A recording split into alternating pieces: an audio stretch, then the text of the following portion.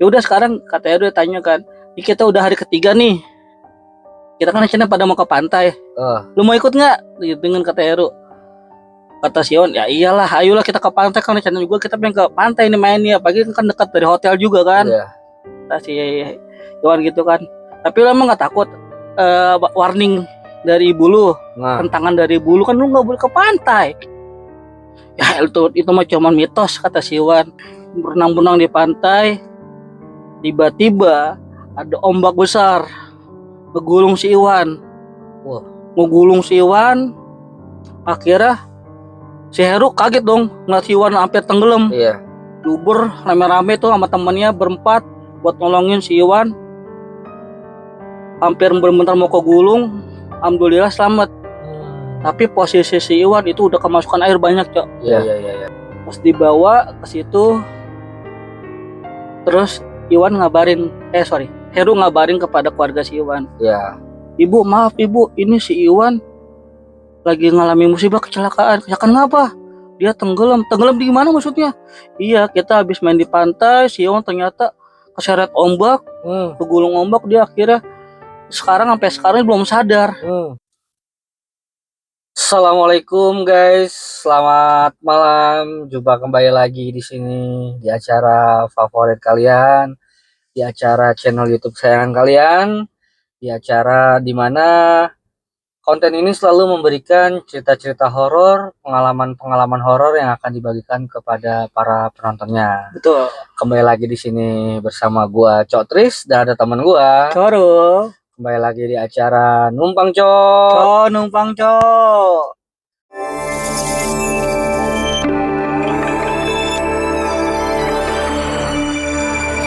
Apa kabar kalian di sana guys? Sebelumnya gue mau minal aizin dulu nih sama kalian nih, minal aizin wal faizin.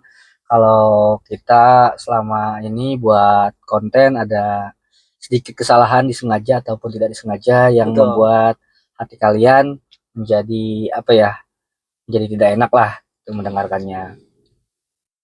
Dan buat kalian gimana guys untuk liburan Idul Fitrinya nih, kumpul-kumpul bersama keluarga? Banyak kesan-kesan apa yang udah kalian alami? Apakah ada kisah-kisah mistis yang kalian dialami ketika kalian perjalanan mudik atau aman-aman saja? Di sini seperti biasa guys, gue akan menceritakan cerita yang dikirimkan oleh viewers atau subscriber kita melalui inbox email channel YouTube Numpang Cok. Cerita ini menceritakan ada kisah dari seorang pemuda. Nah, tepatnya ini mereka 5 orang pemuda ingin melakukan liburan ke salah satu kota yang berada di Jawa Tengah. Betul. Buat kalian mungkin kota ini udah nggak asing, apalagi buat kalian yang sudah sering berlibur ke sana. Kota ini bernama kota Yogyakarta. 5 pemuda ini mereka memang sudah merencanakan liburan dari jauh-jauh hari, ingin mengunjungi setiap destinasi wisata yang ada di kota Yogyakarta. Betul. Tepatnya ini cerita dikirimkan oleh siapa, Cok? Coheru, dikirimkan oleh Coheru. Beliau dengan teman-temannya ini melakukan sebuah liburan. Nah, buat kalian yang ingin tahu bagaimana keseruan cerita dari Coheru dan teman-temannya, jangan pernah pindah channel dari YouTube Numpang Cok. Pastikan kalian selalu mendengarkan cerita kita sampai habis. Buat kalian juga yang belum pernah like, comment, dan subscribe channel YouTube kita, pastikan sekalian udah subscribe dan jangan lupa di komen. Nyalakan loncengnya biar kalian selalu tidak ketinggalan video yang dikirimkan oleh kita.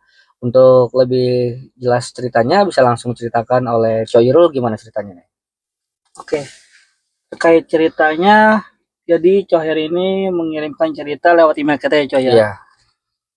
Jadi dia menceritakan kisah dia yang dialami pada mungkin tahun 2010-an. Bersama teman-temannya berlima orang ini, mereka merencanakan liburan yang tadi lu sebutkan ke daerah Yogyakarta. Oke. Jadi Coher ini Coheru ini memperkenalkan kelima temannya, itu Bang Iwan, Coheru, Cohendra, Co Abdul, sama Co Parit terakhir. Mereka berlima ini akhirnya memutuskan untuk berliburan ke Yogyakarta. Sebelum mereka liburan, mereka minta izin dulu kepada keluarga mereka atau orang tua mereka masing-masing dulu kan. Singkat cerita, jadi Heru ini menceritakan kisah dari teman ini, Cok Iwan, yang dimana Cok Iwan ini meminta izin kepada orang tuanya. Jadi Cok Iwan ini minta izin kepada kedua orang tuanya, bilang, Bu, saya mau izin mau pergi liburan nih sama teman-teman ke daerah Yogyakarta. Kita mau destinasi wisata di sana. Ditanya sama ibunya, emang kamu mau kemana aja gitu kan. Terus disebutin lah sama Cok Iwan ini, saya mau ke inian Bu, ke Candi Prambanan kayak gitu. Terus wisata malam ke daerah Malioboro, terus ke keraton-keraton mungkin yang bisa dimasuki gitu. Terus sama paling terakhir kita mau ke pantai Parangkritis, kata mereka gitu.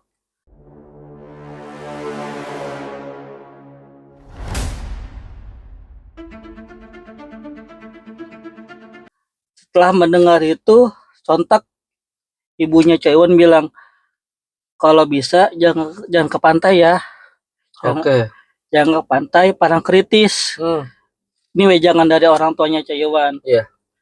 Karena ini sudah jadi pantangan dari keluarga kita. Bingung dong Cok Iwan. Maksudnya pantangan gimana sih Bu? Iya, intinya mah kamu jangan ke sana lah, kata ibunya. Cok Iwan keras kepala, menganggap itu hanya sebuah mitos atau tahayul. Ngomong ke ibunya, udah Bu, ngapain sih percaya kayak gituan? Percaya gitu buat apa sih? Istilahnya yang penting kan doain anaknya selamat pulang pergi. Cok Iwan bilang gitu. Singkat cerita akhirnya Cok Iwan bilang ke Cok Heru ini apa yang tadi disampaikan oleh Cok Iwan gitu kepada ibunya. Ru, masa ibu gua bilang ke gua katanya kita jangan ke pantai, begitu kan. Kata ibu gua pantangan sama keluarga gua, kata Iwan ini ya. Terus kata Iwan ini bilang, masa iya apa kita kagak liburan ke pantai juga, kan enak, katanya bagus Parangkritis. Gue herannya kenapa orang tuh masih percaya hal mitos kayak gitu ya, tahayul kayak gitu. Terus kata Heru, ya kalau orang tuh udah ngomong gitu mah dengerin baik, jangan lu langgar lah gitu, kata Heru kan. Ya kalah itu mah lihat di sonanya gampang lah. Akhirnya pergilah mereka berlima ini liburan.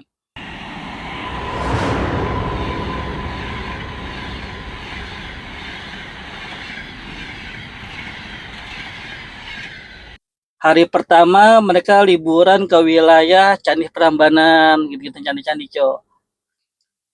Setelah itu mereka capek beristirahat di sebuah hotel, yang dimana hotel itu memang nggak jauh dari pantai Parangkritis. Ya kan, mungkin mereka pengen kembali lihat kayak sunset gitu Cok. Istilahnya sunrise. Terus malam pun tiba. Ketika itu Iwan bermimpi aneh. Dia kan sekamarnya sama Heru. Iwan bermimpi aneh yang dimana pada malam pertama itu Iwan dimimpin seorang wanita yang berparas cantik, bergaun hijau, dan memakai mahkota.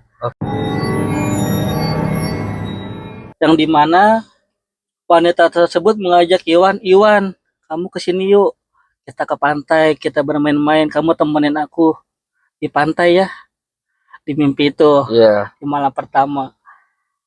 Keesokan paginya di hari kedua, Iwan cerita sama Heru, Bro, gue mimpi masa semalam ada cewek cakep Bro.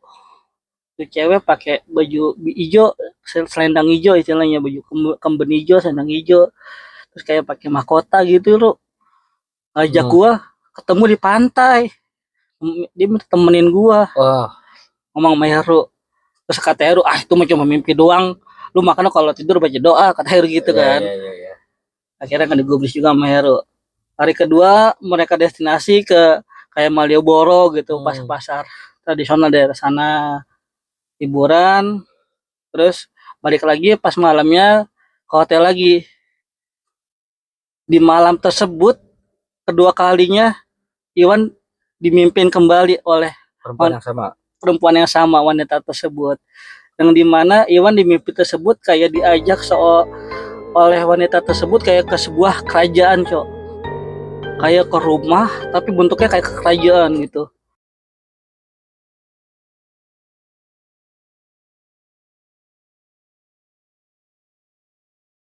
Iwan masuk sini, kamu temenin saya di sini ya, kamu jangan kemana-mana. Di mimpi tersebut wanita itu berbicara ke Iwan Seperti itu. kayak gitu.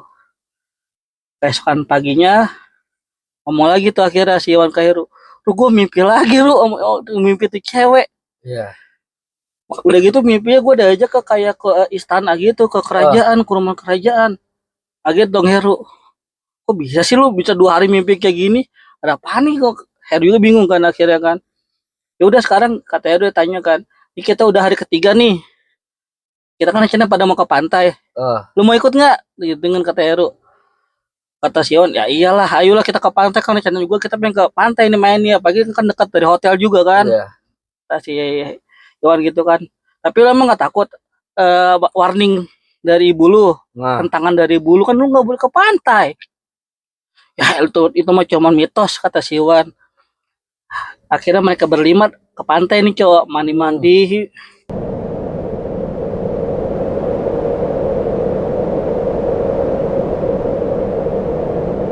Berenang-benang di pantai.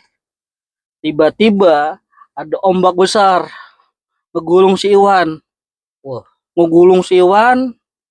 Akhirnya si Heru kaget dong ngeliat si Iwan hampir tenggelam. Iya. Duber rame-rame tuh sama temennya berempat buat nolongin si Iwan. Hampir bener-bener mau kegulung. Alhamdulillah selamat. Tapi posisi si Iwan itu udah kemasukan air banyak, Cok. Iya. Udah nggak sadar sama sekali. Dibawalah si Iwan ke rumah sakit. Terus tempat dekat daerah situ kan. Iya. Pas dibawa ke situ, terus Iwan ngabarin, Heru ngabarin kepada keluarga si Iwan. Iya. Ibu, maaf ibu, ini si Iwan lagi ngalami musibah kecelakaan. Kecelakaan ngapa? Dia tenggelam. Tenggelam di mana maksudnya? Iya, kita habis main di pantai, si Iwan ternyata keseret ombak, kegulung ombak, dia akhirnya sampai sekarang belum sadar. Dibilang, dia gara-gara tenggelam. Kaget dong sontak kan ibu, Iya. bapaknya. Ya Allah, kan udah dibilang kemarin si Iwan. Iwan jangan ke pantai. Iwan emang gak ngomong sama kamu? Iya, Iwan ngomong sama saya, Bu. Saya juga udah ngomong. Emang lu yakin mau ke pantai? Tapi si Iwannya kekeh, istilahnya kan. Maksa ya. Maksa, tetap. Udah libur aja ke pantai Jogja. Emang apa sih? Dia bilang gitu, Bu. Terus gimana keadaan Iwan? Sampai sekarang belum sadar, kayak koma, Bu. Aduh. Kata si Heru ini. Sampai sekarang dia belum sadar, dia koma. Kata dokter dia koma, Bu. Ya udah nanti, Bu. Sama bapak langsung sana ke Jogja. Akhirnya ibunya sama bapaknya Iwan langsung berangkat naik pesawat naik pesawat pergi untuk nemuin keluarga nemuin si Iwan di rumah sakit. Pukul pas jam mau maghrib di situ si Heru bingung kan apa yang harus gue lakuin ini gitu kan. Apalagi dengan cerita sebelumnya 2 hari yang lalu si Iwan dipimpin hal kayak gitu kan.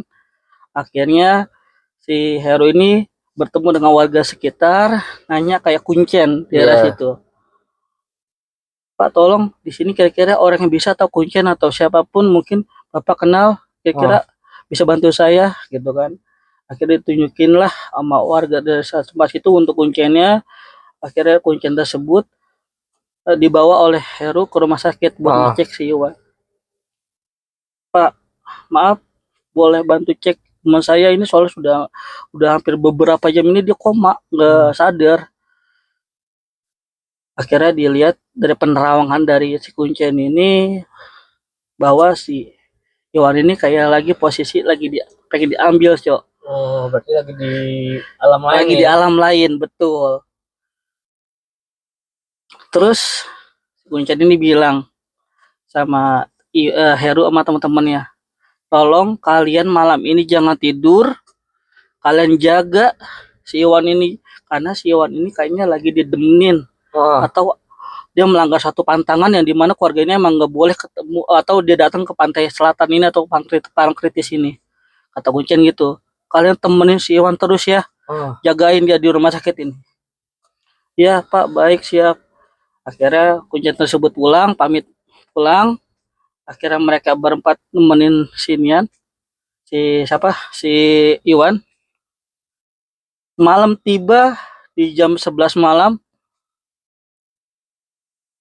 tiba-tiba si Heru sependengaran ya cok, kayak mendengar suara kereta kencana, kayak kuda ada lonceng. Treng treng treng treng treng treng. Kak sontak kaget dong. Seru kaget. Itu suara apaan? Kok kayak ada delman, kayak ada kereta kencana. Malam-malam gini udah mau jam 12 malam. Dilongok dari jendela, nggak ada apa-apa. Itu suara apa ya? Tiba-tiba si Heru ini dan teman-teman kayak merasa kantuk berat yuk. Bener-bener kayak mata udah berat banget, kayak ngantuk banget, udah minum kopi gimana tetapnya kayak mata ngantuk banget. Akhirnya tanpa disadari mereka terlelap tidur. Kepulesan tidur, bangun jam 3 pagi. Mendusin. Sadar astagfirullahaladzim. Seketika di situ mereka kaget, ternyata Iwan udah nggak ada di tempat tidur rumah sakit tersebut, udah nggak berbaring lagi. Kaget dong mereka. Hilang.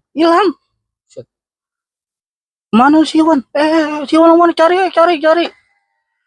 Cari tuh semua. Akhirnya dicari di sekitar rumah sakit nggak ada cok. Pada panik dong. Baik perawat semuanya pada ini pada mana si Iwan, kok tiba-tiba nggak ada nih orang. Akhirnya saya ke rumah si Kuncen. Tok malam kan. Udah jam 3 pagi, 11.04 lah. Pak, maaf Pak. Teman saya hilang Pak. Kaget dong Kuncennya. Hilang gimana maksudnya? Iya, kita kan Bapak nyuruh jagain si Iwan nih, kita udah jagain, tiba-tiba kita kelelap tidur. Tahu pas jam 3 tadi Iwan udah nggak ada di kasurnya. Kan saya udah bilang kalian jaga yang benar, kata Kuncennya. Coba kita cari, ayo kita cari semua. Akhirnya Kuncen bersama warga dan teman-temannya si Iwan ini Seru cari di daerah tersebut sampai ke pinggiran pantai, ketemu sama si Iwan di bibir pinggir pantai dekat karang-karang cok. Di situ posisi si Iwan udah kaku, lebam biru, bener udah nggak bernapas. Sontak situ kaget semuanya kan. Akhirnya kata Kuncennya bilang, saya makanya mau wanti-wanti kamu dan teman-teman ke Heru ya ngomongnya, karena dia ini memang lagi diincar sama Kanjeng Ratu. Terus kata si Heru, ya pantas Pak, soalnya pas jam 12 malam teng saya kayak dengar suara delman. Dia bilang gitu kan. Saya cari, maksud saya lihat dari jendela, itu nggak ada sama sekali, tapi kok kayak saya mendengar, itulah Nyi Ratu katanya. Akhirnya teman kamu ini dibawa oleh beliau dan mungkin dibawa ke kerajaannya. Dan untuk saat ini ya udah nggak ada lagi, maksudnya udah wafat beliau ini, saat ini udah nggak ada. Diceritain kayak gitu. Di situ sontak Heru temen-temennya kaget. Terus orang tua Iwan datang ke rumah sakit. Terus akhirnya Heru ngomong kepada orang tuanya bahwa Pak Iwan udah nggak ada, dengan kondisi seperti ini udah dijelasin. Akhirnya di situ ibunya benar-benar nangis-nangisnya, sesedih-sedihnya bahwa apa yang udah dipantangin padahal tapi si Iwan tetap ngeyel. Akhirnya kayak begini jadinya. Kayak gitu sih cok cerita dari cowok Heru ini. Gila. Menurut gue sih ini cerita apa ya, agak sedikit di luar nalar sih. Iya sih, asli sih gue. Karena ya selama ini yang gue dengar tentang cerita mitos Pantai Selatan, cerita tentang mitos Nyi Roro Kidul, ya gue pikir ini hanya sebatas mitos aja ya kan. Betul. Hanya sebatas cerita belaka lah. Tapi setelah adanya kisah yang dikirimkan oleh Coheru nih tentang sahabatnya nih si Iwan ini yang benar-benar pergi karena di bawah makhluk tersebut, berarti emang ada makhluk itu ya. Betul cok, gila, nggak nyangka ya maksudnya apa ya, udah bener ini ya gitu didemenin sama hal-hal kayak gitu. Iya. Dan sampai sekarang pun ya gue pun masih agak sedikit bingung kenapa ada beberapa keluarga yang memang pantangan untuk datang ke tempat tersebut. Nah, itu gue juga bingung kenapa gitu. Ya, apakah mereka membuat satu Nah, perjanjian betul. ataukah mereka memang sudah dari turun temurun leluhurnya membuat sedikit masalah? Kita Nah, nggak tahu, kita nggak ada yang tahu, nggak ada yang betul, tahu sampai betul, sekarang itu sampai bagaimana kejadian seperti itu gitu. Kan banyak nih mitos-mitos yang bilang kalau ke Pantai Selatan pun nggak boleh pakai baju warna hijau. Betul, Gitu katanya kan. ada Ada pantangannya. pantangannya. Terus ada yang bilang konon katanya satu keluarga nggak boleh datang ke tempat tersebut. Iya. Ya itu gue pikir itu hanya cuman cerita mitos lah gitu. Tapi dengan adanya cerita dari Coheru ini ya gue agak sedikit mulai percaya sih. Gitu. Benar-benar. Buat kalian, apakah kalian pernah punya pengalaman nih tentang cerita Pantai Selatan, tentang cerita Nyi Ratu ini ya? Untuk percaya atau nggak percayanya kembali lagi kepada diri kita masing-masing. Betul. Nah, kita hanya sekedar membawakan dan menceritakan apa yang dialami kejadian dari Coheru dan teman-temannya ya. Betul. Ya mudah-mudahan kita semua nggak mengalami seperti itu dan selalu dalam perlindungan Allah Subhanahu Wa Taala. Tapi Amin. kalau buat gue pribadi sih nggak ada sih gue kalau kayak gitu-gitu dari keluarga gue. Iya. Bebas gitu kan.